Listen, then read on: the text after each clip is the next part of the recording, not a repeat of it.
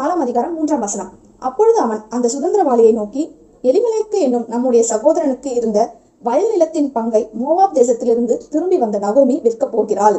இப்போ அந்த இடத்துல போவாஸும் இன்னொரு உறவுக்காரனும் மற்றும் சில மூப்பர்களும் அங்கே இருக்கிறார்கள். இப்போ போவாஸ் அந்த உறவுக்காரனிடம் பேச ஆரம்பிக்கிறான்.